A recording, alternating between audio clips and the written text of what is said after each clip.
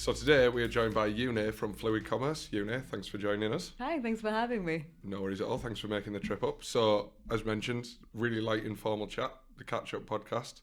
We're really excited to have you here as well because we obviously chat a little bit before the podcast, and you've got an extensive background in performance marketing and all that side of things. Mm-hmm. I think from my side, it'd be really interesting to understand how you first got into the industry as well, if that's okay. Yeah, sure.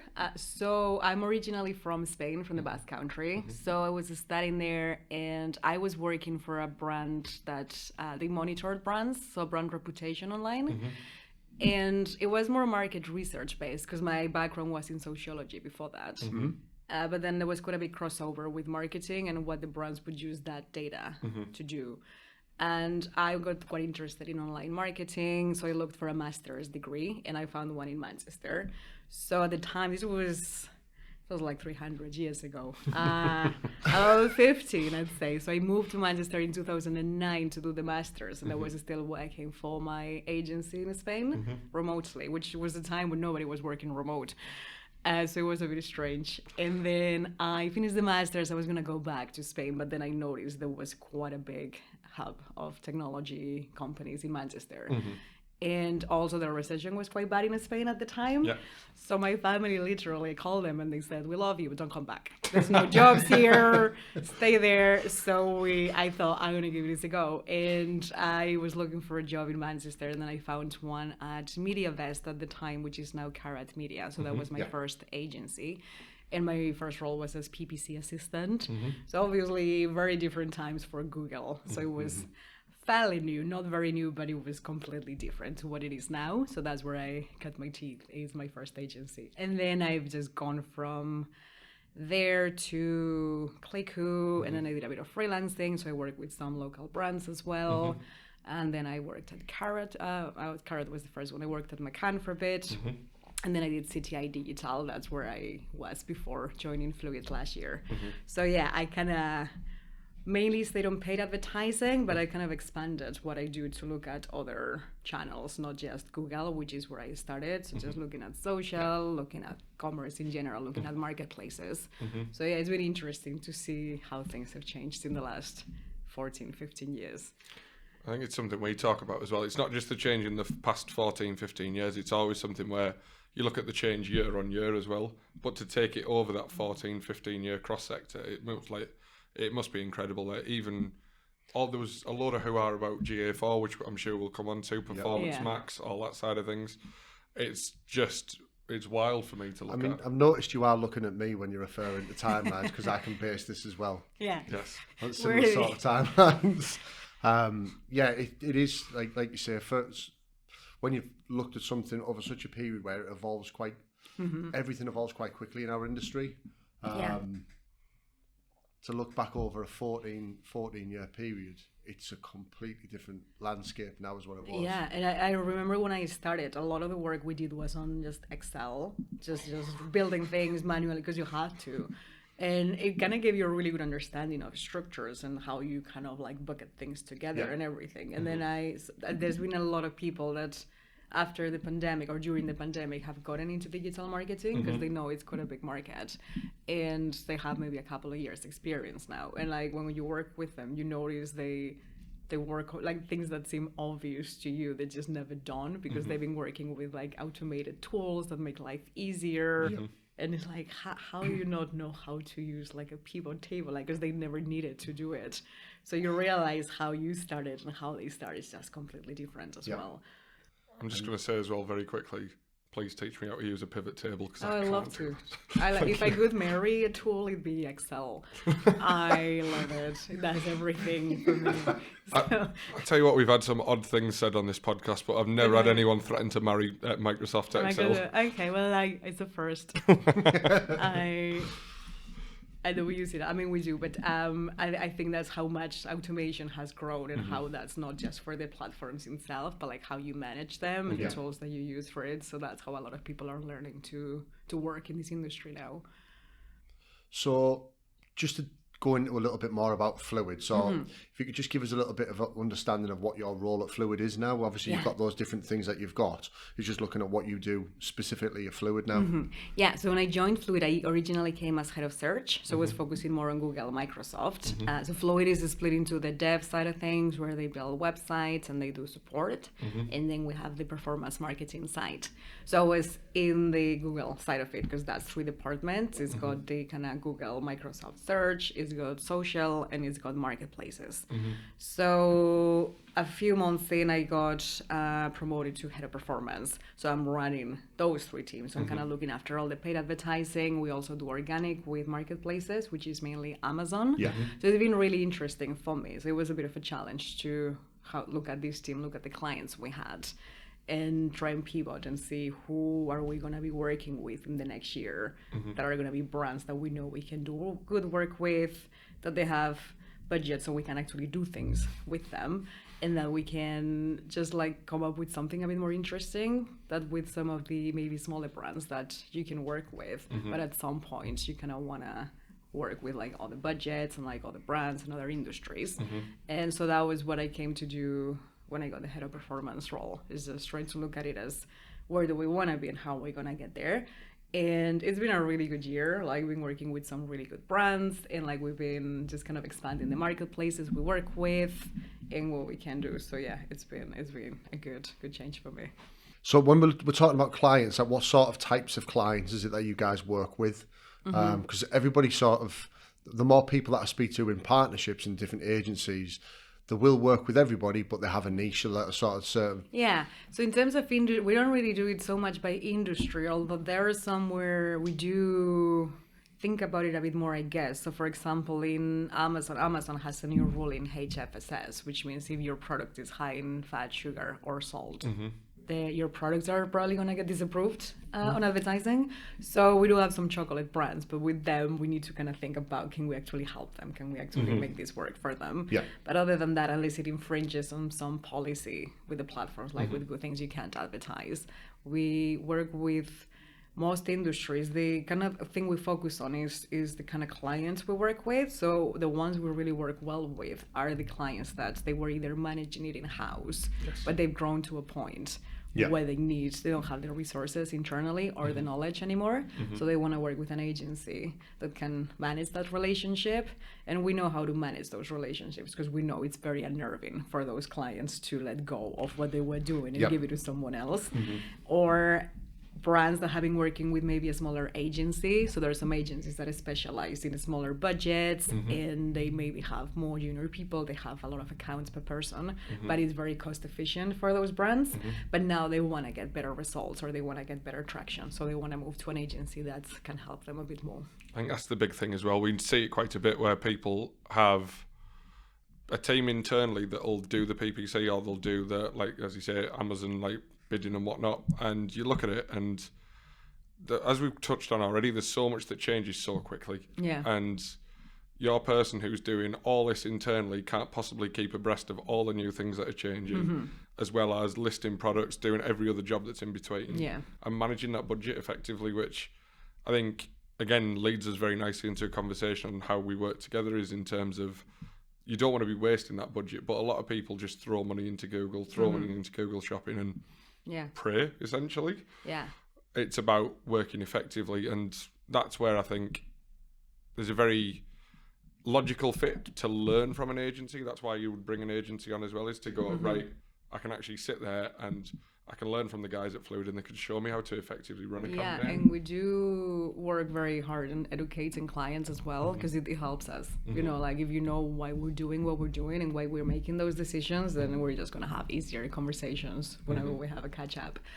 And also I think with the move to automation, a lot of brands are thinking maybe this is something we could do in-house. Like, if you look at a performance max campaign on Google, it seems easy, right? Just set it up, you put your audience signals, put a few pictures, put your products, done. and it's great when it works, and it usually works well if you have a lot of data, if you have a big budget, so you can get data fast, Yeah. and you have a lot of first-party data, like customer email addresses, for example. With other brands, if your budget is more limited and you don't have a lot of like room to maneuver, you could just see your spend go very quickly with very high cost per click and not know what to do. And that's where I think maybe an agency can come in handy, because maybe that wouldn't be the first type of campaign we would be focusing on until we build the conversions, for example. So that's something we know because we worked with these types of brands before. And I guess Google is like a black box at the moment. So when the problem is when it goes wrong, it's really hard to know why it's going wrong, because you don't get a lot of data from it to know, is these keywords that I'm working, is it this, you don't really see how your ads are performing, like per headline or anything like that. So I think that's where they are maybe struggling a bit more, the brands that were managing it in-house before. I agree. I think as well, just on this, you mentioned briefly that obviously you handle like the social side of things as well. Yeah. Can we talk about the emergence of TikTok? Oh yeah. Do you do that at Fluid as well? The Yes, TikTok we side do. Of things? Yeah, so we do. It's more in infancy, and I think one of the bigger challenges we have as an agency is the content, because the content is very different to what you're used to seeing on Instagram or Facebook. Yeah. It's all very polished and very nice. Whereas on Instagram, you have someone's granny doing a dance and advertising a brand of cereal, and it's just funny. And like, I think it's hard for brands to kind of accept that, like, you need to look a lot more personable. Yeah. You're not going to look as polished, and if it goes with your tone of voice, that's great. Also, is it your audience? Because something we've been talking about a bit as well internally is that a lot of people are thinking, oh yeah, go on Facebook or Instagram, and then by those audiences are getting older, and the TikTok audiences used to be about 16-year-olds, and now actually you're getting some 20-somethings, 30-somethings looking at recipes online and bits of like therapy and meditation, and so like, go where your audience is, and if your audience is on TikTok, it's a great channel, but just think of the content and see if you can actually create that content as a brand, because if you're gonna repurpose what you had for Google or Facebook or social, it might not work as well. So yeah, we do run it, but we're trying to focus a bit more on helping them get the content. I think it's very much a generational thing. We've had this conversation quite a lot, both us together and with other partners and things. And I kind of personally see TikTok making not massive dents into it, but starting to make inroads into Google search specifically, because when you look at what generational, I'll always refer to sort of my dad, who's, say if we were doing something, I'm doing a house renovation. Yeah. If it's DIY around the house, my dad will get a book and read in a book. Maybe he's watch a YouTube video. If it's me, I'll look at a YouTube video. Yeah. But my daughter, who's 12, if you ask her anything, Yeah. she'll go on TikTok to see how it's done, because it's really, really quick, accessible, 30-second snippets of information.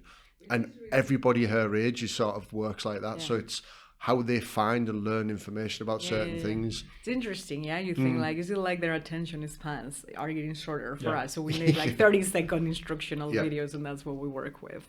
Yeah. Yeah. I mean, I'm not saying it's going to take over Google, but there's certainly an impact from a search perspective, I think. And I think, generationally, I think for as sure. the younger generation now get further on, you probably see that they're using that, and there'll be something else that appears. Like we said earlier, everything changes quite quickly in our industry. Yeah, I think it's a really good place to build a brand as well. I think if you have a new brand, and that's the kind of product or service that audience would like, if you can make something quite memorable or funny, because they are usually sitting there scrolling for hours, because like it's video after video, so it's very easy for them to find your content. And I think it's going to be a really interesting evolution for TikTok. Something I've been looking at as well is the growth of online selling, like these these programs, I don't know what they were called here. I know we had them in Spain, where they're like selling knives that cut through shoes at 3 a.m. and then you can just call and then they send you I know what you mean, like a QVC sort of thing. Type of thing. It's the TV advertisements in it. I love QVC. Look at this knife. It won't cut your arm, but it'll cut through a steel girder. Like why would I need to cut those girder? Fine. But like in Asia, it's quite popular as well. So you have some people that are kind of influencers, or just they just sell online through video, and it's the live shopping, and then people just put orders while you're watching the video. And like, it's starting to come into the Western world as well. And it might be that's something we see of brands working with influencers a bit more, and they're just like doing the sale online.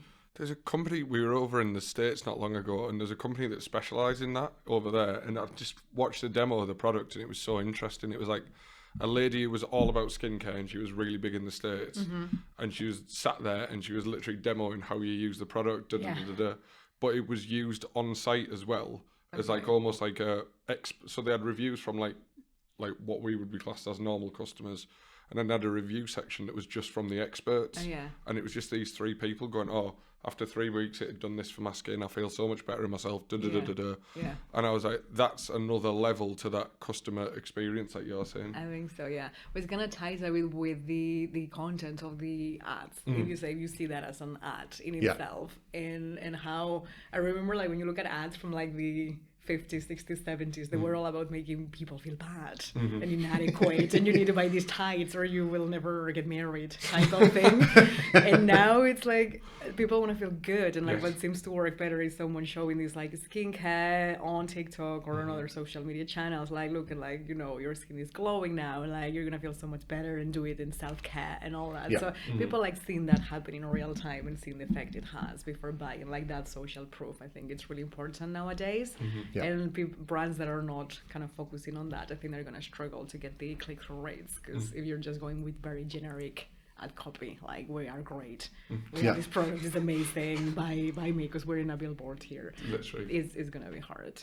I think as well it strays from that standard sort of influencer model where people go, oh, we'll put Kim Kardashian up there with I don't know, a box of cornflakes or something, and people will buy it because it's her. It's not. People don't deem it as authentic anymore. It's not people. It's not relatable content. No. I think that's the key, is relating it to normal life. I think it's exactly that. I think like those were the aspirational ones that worked for a bit, but I think people know, like, I'm not gonna have that. Like, I can't relate to that mansion, and you know, it's like just her bathroom is like my whole flat. So it's just nice to see someone that could be you doing something that works for them, and then be like, oh, that's kind of achievable for me. So please don't. I have dreams. I want that house. That's all me. So we've covered obviously Fluid, a bit about yourself as well. So what I think we're trying to get a little bit more scope on here is I don't know if you're aware of this, but we recently worked on the Fluid Home and Garden report. Yes. So that was really interesting from our side as well, wasn't it, to understand the analysis of how you guys analyse what a good site is and how it all works. So not to sort of sting you with it out the blue, but again, the scoring was based on speed, navigation, trust, as we've discussed, product page UX, mobile UX, checkout, payment, delivery, and community. And as I say, we've touched on bits and pieces of that already. But in your opinion, what is the most pivotal point of a user journey? And don't say the Google shopping ads. Google shopping ads, no.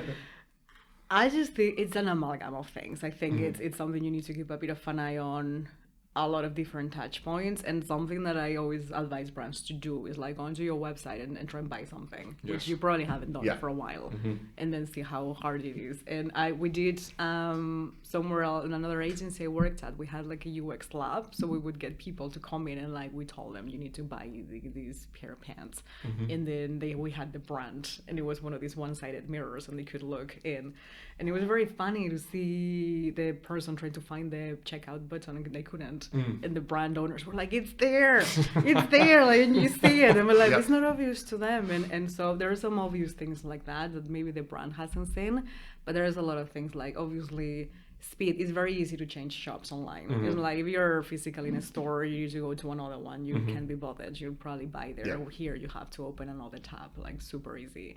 So if it's not loading fast, if they're not finding things easily on the search, that any friction is just gonna make it very easy for them to go elsewhere. And then you have your things like price, and do a bit of market research into your competitors. You know, are you competitive? Do they have a bigger range? Do they have different prices? Do they have loyalty schemes? Do they have free delivery? You know, all these little things that make it a lot easier for people to buy from you. And I think trust, just people seeing that other people are buying from you, that they like it, that you have some legit reviews in there, that you have user-generated content, if it's a product, so if the product's in people's houses, you know, you can, So just for a bit of background on this, UGC is my favourite thing in the world. About, I don't think you can put a price on the value, as we've said already, of creating that community and being like, look, it's not just some influencer we've paid millions to be there. It's, I don't know, it's Barry in Gravesend who loves this jumper for some bizarre reason. Why is it you always refer to Barry in Gravesend? It's actually my uncle. Right, okay. There you So go. he does create user-generated No, it content. doesn't exist really. GDPR in it. There you go. Very mysterious. But like as you say, it's like it Yeah. feels more real. It feels more of a real reason to buy than sat there going Yeah. like, oh great, someone from Love Island's wearing it. Not interested. Really. And because interestingly, we're working with a brand that sells beanbags, and there are some beanbags. I've never seen Love Island. I mean, I've seen it. I know what it is. What have we invited you on for? I know. I'm What's sorry. going on Is that what you wanted to talk about? Really, Love Island? I hate We're e-commerce. doing it. Love Love Island. You should have told me, and I would have done some research. So apparently there's beanbags in the program, and some media outlet said, "Oh, we found where these beanbags are sold, and they were in this brand." And so we created a campaign around it to see if we can get a bit of traffic coming through, people searching for Love Island beanbags, and it hasn't had as much traction, and I was a bit surprised because it's quite a big show. But I often think, like, when I look at a brand, that it might be an anecdotal experience, because that's how I feel. I don't know if this is what everyone feels, but it's nice to see these pictures of the product in really nice settings, but most houses don't look like that. Yeah. And if you see it in a real house and it still looks nice, then you feel a bit better. Yeah. That it's going to actually not look out of place in here. So it kind of helps a lot. Completely agree. I think, what was it? We've looked at a few things before, haven't we, where you look at it and it'll be like, say, for example, like a laptop bag or something like that. Yeah. And it'll be at a rooftop bar in Paris, and I'll be sat there going, this is absolutely fantastic, because I'm currently in Leeds. Yeah, it's raining.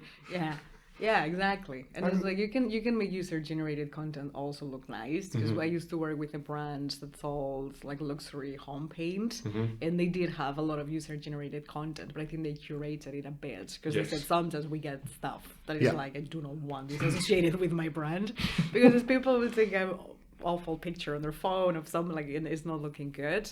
So you need to work with that. But I think often you get really nice images, and I think just having that visible on your website or link into your Instagram feed and things like that just make a big difference. Game changer. Told you, Dave. There you go. So I suppose it leads in nicely to sort of what's the most interesting request you've had from a client around sort of campaigns and things like that, like something that's a little interesting or bizarre, maybe. You mean in terms of what they wanted to target or the campaigns they Well, wanted it can be build? anything. Probably look at sort of something that they want to target, let's say. Yeah. I don't know if I had anything around targeting. Like, often you ask them about it and they kind of have this feeling of we're targeting everybody that wants to buy our product. So they haven't really put as much thought into it as we would like. So we work with them on that. I guess we've been recently started working with a client that got started on Google, and they had a few issues, and it's because of the mismatch of products they have. So this is a brand that I think the idea is to become a marketplace type of business at some point where people can list their products as well. But now they haven't quite gone with this is the kind of products we want to sell. So it's like your one-stop shop for batteries, perfume, children's toys, fishing gear, pickled eggs. They have pickled eggs they sell as well. And and it's just been how am I going to structure these so that it makes sense, so that there's a theme around it. There's some great one, like you say there, you'd just be trotting around the web sometimes, and I can't quite get my head around fishing equipment, pickled eggs and batteries on one website. That's and then you add perfume in it and you're like, oh, okay, sure. It's a hell of a night in, isn't it? There you go. It is, yeah. You've got like that likes of Temu, that sort of really, really taken over. Like Shein was there, and then we've got Temu that's come in, which is a lower price point base, but they sell everything. Absolutely everything. It's bizarre, and everything is just so cheap. I don't know how, but I was talking to somebody before, and they were saying about how there's on places like Shein and Temu, you go on the site and there's a 70% off, but then there's 20% off, the 70% off if you sign up to the newsletter, and another 10%. How are they making any money at all on any of the? And they're already selling it at about £4. Yeah. So it's bizarre how they make any I money. think it's like they just kind of go with whatever they can find that they can get a really good deal on, and they go with that. Yeah. So there's no real consistency in the product range; is whatever you can get. So yeah, that's been an interesting one to work with. There's a lot to like unpack from all that as well. I feel like you've mentioned obviously working with Amazon and whatnot as a marketplace. Like Temu feels to me like it is very much a cost-effective marketplace, as you say, with the range of products. I think it's a weird one to sort of unpack as well, where you sit and you think, for example, my dad's generation of shopping now is literally, if I want anything, I will go straight to Amazon for it. Yeah. And we've talked about the change in like the TikTok stance from the Google shopping. Yeah. Is this going to be something where we're talking about in 10 years and everybody just uses something like that? I think it could go two ways. I think like marketplaces are gonna get huge, where like no one else is gonna be buying from anywhere else, and then you're gonna get more marketplaces. Like we're seeing more traction from OnBuy. Walmart in the US has got their own marketplace now, and they're trying to go head to head with Amazon as well. So it might be that that's where everyone kind of lives in their online shopping experience, or it could be that we did a bit of research into whether this was viable for a new business or for a small business, and because there's quite a lot of costs associated to selling on Amazon or a marketplace that you don't have if you sell on your own website. So they will charge fees, and then you have the fulfillment cost if you do FBA, if you ship through Amazon. So I mean, it is money to be made, but I think it works well for people that have quite a decent margin in their products and that they don't have a huge amount of competition. Otherwise, eBay might be a better choice for them. Yeah. But so it could be that they get huge, or it could be that the cost becomes so big for businesses that they start going back to their own website and trying to push that. And I'm seeing a little bit of that now. So I'm seeing some clients that were like, say, Amazon is becoming very expensive for us, and we've sold a lot, we're just not making the profit that we need in it, so we want to start pushing the website again. So we're trying to work with them on is in you need to improve your website because you've kind of neglected it because you've been a marketplace first brand, and the website has been there, and now you're going to use to get people to convert, you need to look at it, because it's, if you look at your product range and your pricing, it's more expensive than other people. You charge for delivery, you have a lot of things that your competitors are doing better, and you just haven't thought about it. Yeah, I've seen that. I have seen that a few times. Yeah. There's like footwear brands that have predominantly sold everything on Amazon, and that's been the mainstay of their business. That's how they've operated. But the profit margins are so slim. Yeah. So turnover's great, and it's turning over where's the hundreds of money thousands going of pounds. But then when they sit down and actually analyse it, Yeah. there's no profit there left, or the profits are very, very small. Yeah. But then they've neglected the website. They've not spent They any have. money. They won't put any money into budget to build the brand of their business and to sell those products and make better profits. Exactly, and they often don't even think about it, because one of the things with Amazon is that your shop front, it looks exactly the same as Cadbury's or Ace or like some of the big brands, you know, and like you don't look different to them. So you already have half the battle won in there in terms of trust. It's part of Amazon, so people buy there. You have Prime delivery. You got a lot of people just going there with the intent to buy. It's very different on Google or social. And if the website is, when they get to look into the web, they don't even think they need to do anything. They don't look at the other competitors, the big brands, and see what are they offering, because you're not playing in the same like level field as you were on marketplaces. Not at all. I think people are like, whenever we speak to people at like exhibitions and whatnot, they always seem to declare Amazon as like the necessary evil to obviously, like as you say, bring in that bit of revenue, but also build a brand and create. Yeah. Like, not build a brand in the sense of going to the website and understanding it, but potentially people like buying your product, understanding it, getting to grips with it. Yeah. But I think there's always the risk that you hear with the necessary evil part, where if your product starts doing well, Amazon will just go, right, cool, that's great, boom, gone. Yeah. And it's like you don't want to have all your eggs in one basket as well. So we have a client that they get a lot of their first sales on Amazon, but then those people buy for the second, third time on their website. Yes. Yeah. And it's because it's on all their audience as well. So they usually like buying from the brand a bit more. They don't worry so much maybe about the convenience in that case. but they just have a really robust way of getting them to keep buying on their website rather than on Amazon. So you have your loyalty points and you have offers and things like that. And I think that's really important to think. Even if you use Amazon to get your first customers, because it's great for discovery, then get them to buy from your website after. Like, don't let them keep going on Amazon, because you're going to make that much money if you do that. I know when I worked retailer side previously and had similar sort of problems, it's coverage from Amazon for the first product, but it's how do you get those customers to become your own, to become your customers. So we used to put flyers and discount codes and stuff as excuse me, as little leaflets in the box when we're sending out the deliveries. So we avoided the FBA side of things purely so that we could put our own content in the box. And for sure. Then it would be tailored to getting people signed up with us then from there. Yeah, and it's not just specific to your website versus marketplaces. Like, we work with some brands that they sell through the website, but they also sell through other retailers, and they have to do that as a business model because they get a lot of money through them, because they get a lot of sales.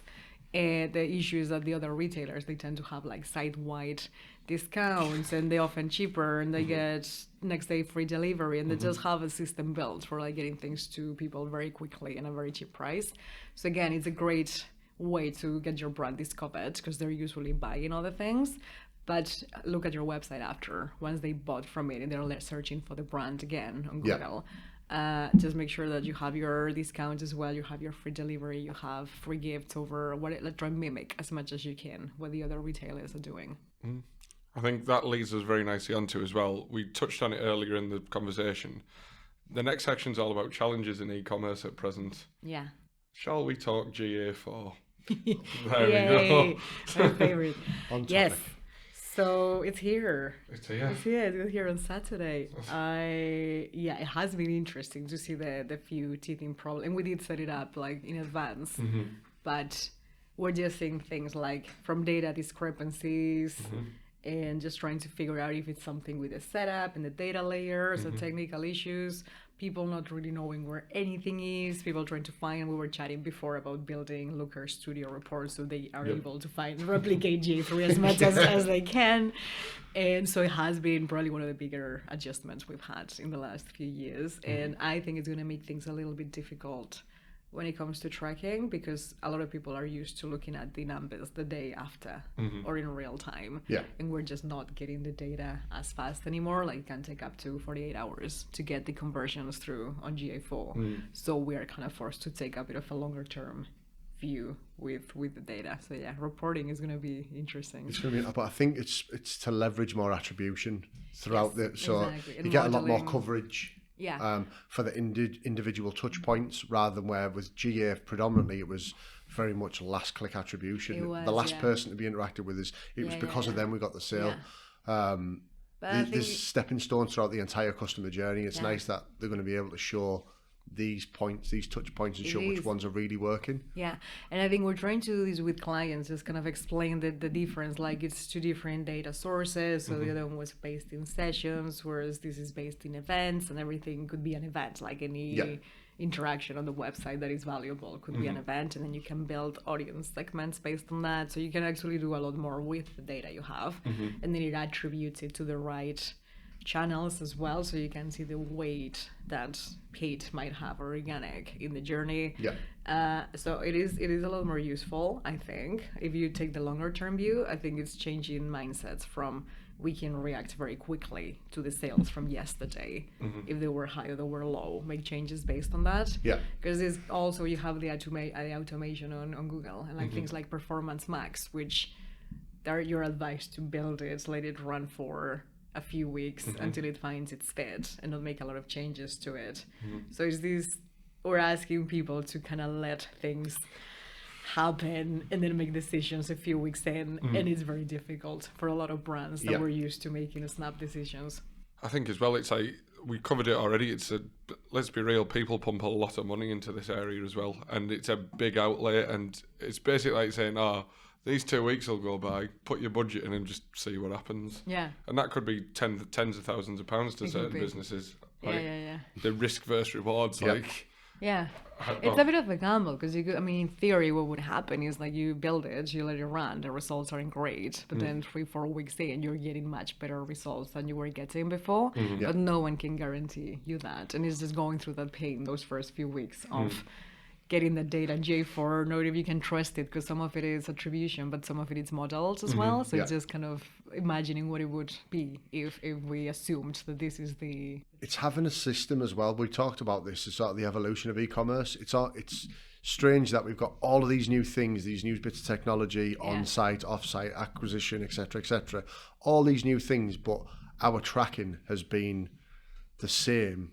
For most people, it's been the same system for the last 10 years, 12 years. Everybody's stuck to GA, and it's like, now that's been changed. It's like, oh no, but it's bringing that sort of level of tracking up to scratch with the technology that's out there and available, if that makes sense. I think maybe you've made a really good point in there that with all the things like PMAX or the automated bidding, things like that, we've kind of got used to it gradually, where this has just been like, there you go, it's here, it's completely different.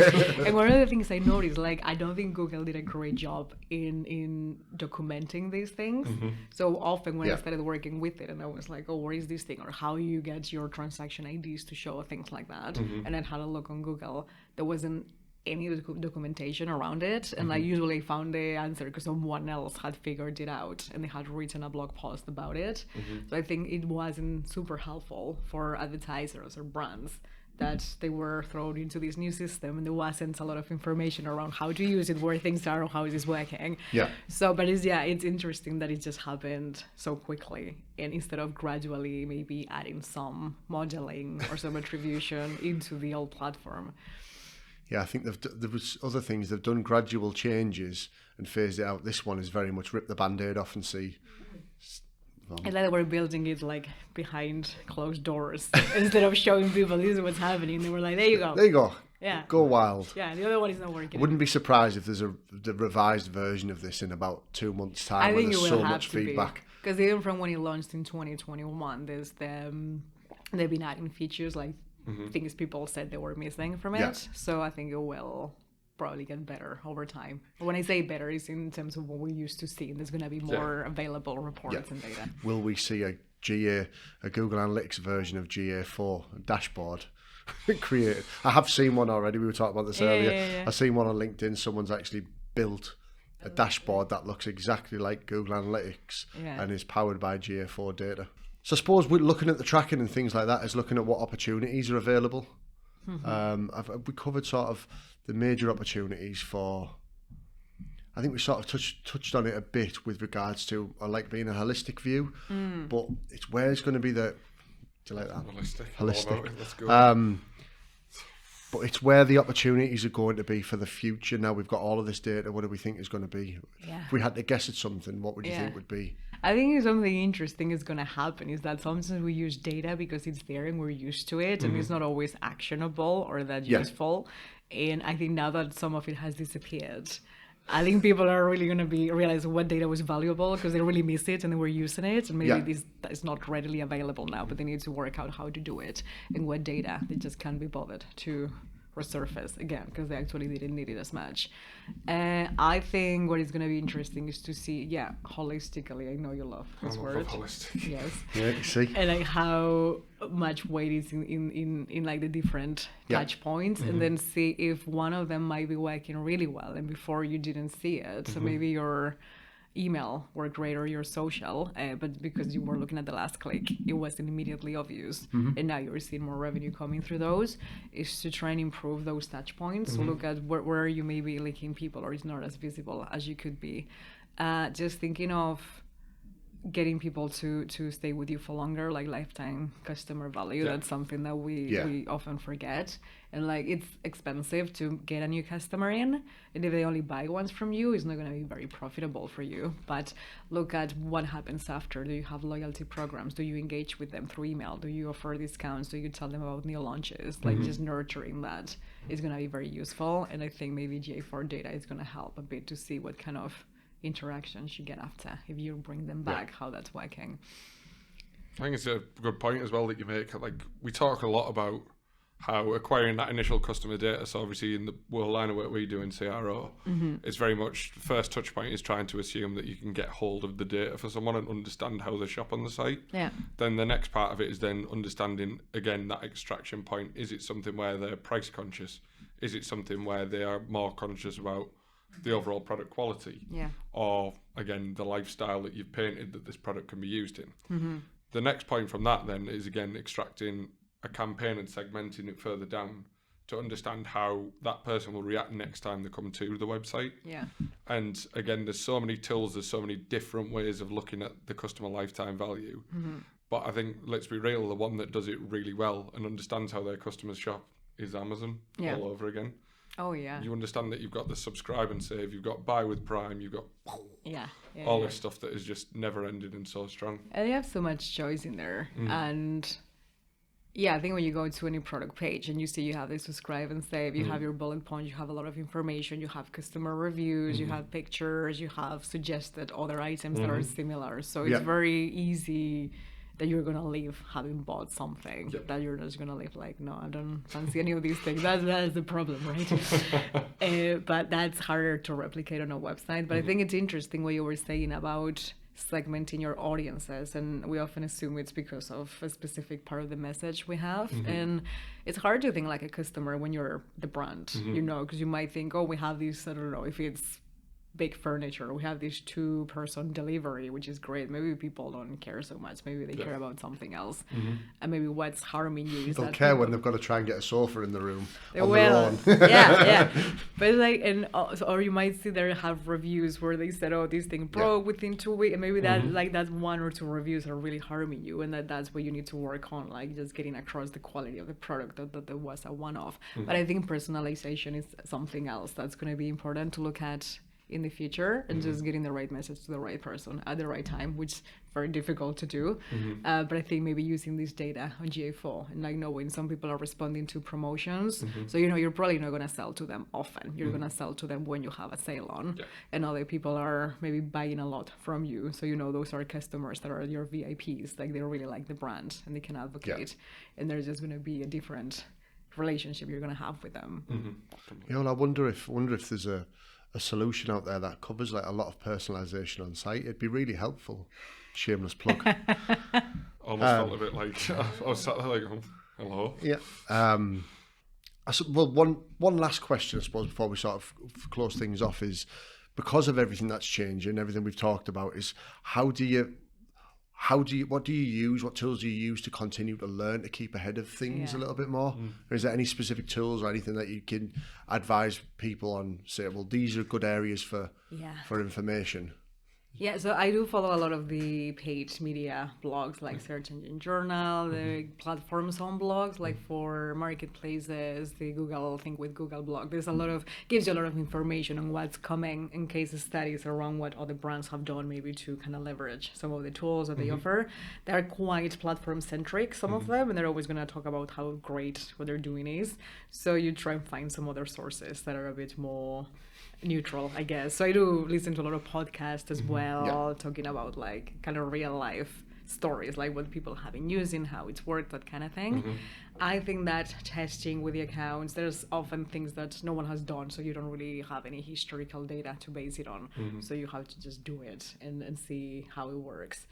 And I guess just using some of these tools like ChatGPT, for example, we haven't quite talked about that one, but again, huge one, right? For content, and you're seeing so much content now that it's coming from ChatGPT, and I think it'll get better over time and it'll look more human. But even using some of that stuff to get structures of like, you know, frameworks for things, and then you can write it yourself. But anything like that is going to save you some time, because all this stuff looks scary, because it's technically it's not difficult, it's just very different to how we worked for the last few years. And there's a few people that are very against it, thinking it's going to take my job and I don't want this to go. And it's like, I mean, we need to move on from that. I think we need to use it, you know, because it's just going to make our life easier in some ways, and see how you can use that to just learn more and improve what you're doing. There definitely was a lot of that, wasn't there, flying around LinkedIn where people were like, am I going to be replaced by ChatGPT? And Michelle's smiling from the back of the room now because she's worried for a job. Everybody. Yeah. Yeah. I sat there but like, as you say, we spoke to other partners and they've actually really embraced it as a part of it and using it not to replace people but structure them better. Yeah. And go, you do the creative bit, this will give you the ways and means to start it. Yeah, it's gonna give you the sections you need to do, and then you're gonna like do it. For example, same for website content. If you're looking for a specific tone of voice, you can see what kind of words is using and give you some phrases to work with. Like it doesn't. I think we often feel everything needs to come from our brain, but there's a lot of stuff that is just helping you make it faster and better. So yeah, I'd use it for sure. I think that sort of covers everything off, really, that we don't want to go into another topic because we could be here for another 4 or 5 hours. She'll never leave. I know. I'm always in Middlesbrough now. Una, it's been great to have you here. Thank you again for coming across I had a from great time as Manchester. well. Thank you very much. Yeah, thanks for having me, guys. Thank you. Bye.